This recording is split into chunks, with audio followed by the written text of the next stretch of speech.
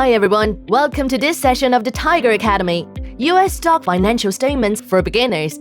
In our previous lesson, we've identified 4 industries in the US stock market that are worth watching. They are IT, energy, healthcare, and consumer staples.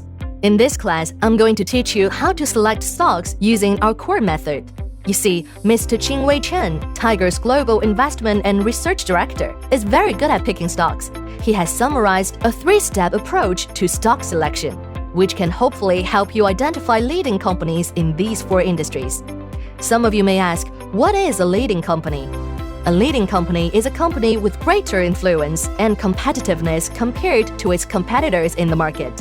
Simply put, a leading company is like the top player in an industry in all aspects.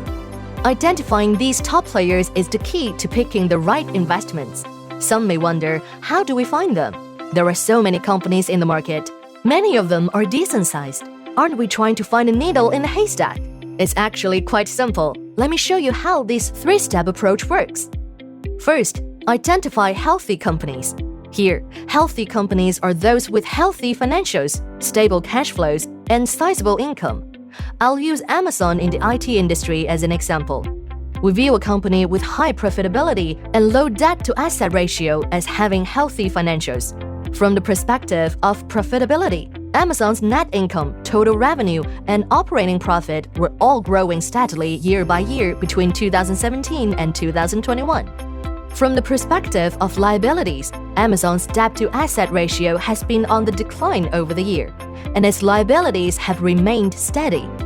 As Amazon's profitability has improved gradually and its debt ratio has fallen gradually over the past 5 years, we view the company as having good financial health. As for cash flow, we measure a company's cash flow stability by its operating cash flow on the cash flow statements. Amazon's operating cash flow has risen steadily between 2017 and 2021, meaning its disposable funds were increasing. But in 2021, there was a sharp decline, so we need to find more detailed data in the earnings report to determine the reasons of the decline. Over the past 5 years, Amazon's cash flow has been relatively healthy. As for income, we can look at the company's market cap and total revenue. As of the date of this recording, Amazon's market cap stood at $1.15 trillion, several times the size of Alibaba and JD.com. Moreover, its total revenue was an impressive $469.8 billion in 2021. According to our data, this was the highest level among global internet retailers of the 5th year in a row. However, a company's current health alone isn't enough to decide whether it is a good target for investment, as it does not reflect the company's future or growth potential. Without growth potential, even a top company can quickly lose its position in a competitive market. So, how can we measure a company's growth potential? Here comes the second step: identifying companies with strong growth potential. A company's growth potential refers to its growth in revenue and earnings. We can analyze a company's revenue growth by the year-over-year trend of total revenue in its financial reports. Similarly, we can analyze its earning growth by trends of its net and operating profits. That is, we can simply look at a company's trend lines. We can see from the charts that all indicators declined YoY between 2018 and 2019, but recovered gradually between 2019 and 2021. We suggest that you lengthen the time span from 5 years to 10 years in such a case. And if the data show an upward trend in general, it means the company has good growth potential. There is a third, more qualitative principle based on a company's economic moat. Warren Buffett often uses this principle in addition to the 2 quantitative principles from before. So, the natural question is, how do we identify a company with an economic moat? In Qingwei Chen's words, a company has an economic moat when it has strong brand equity, high technological barriers, or absolute pricing power. Still unclear?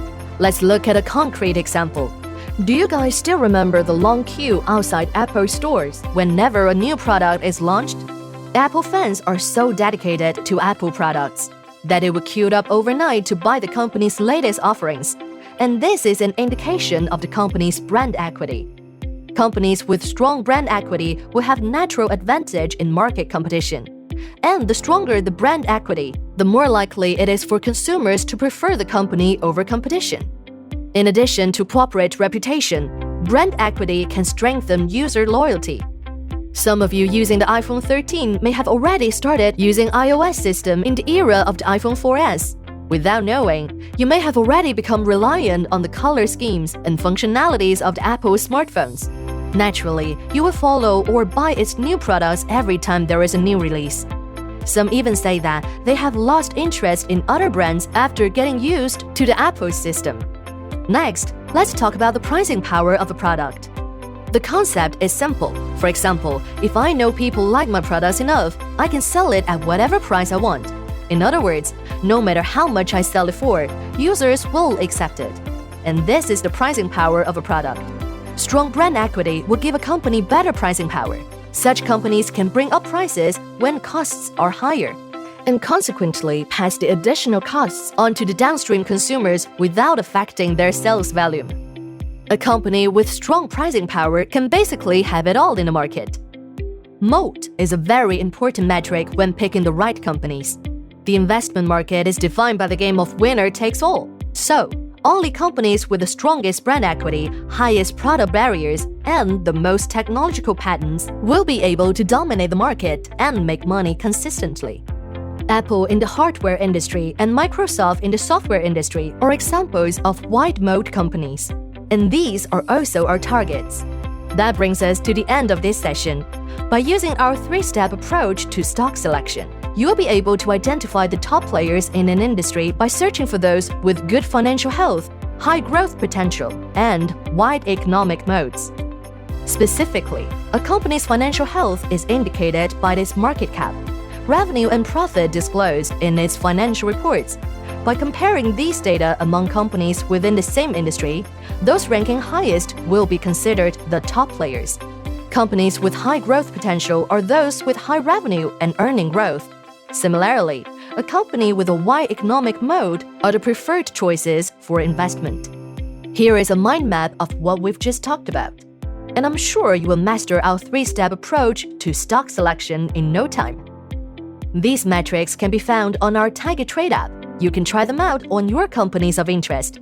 We now have covered the 2 sessions related to stock selection based on financial reports. In the next class, we'll discuss how to best take advantage of financial reports in trading. See you next time!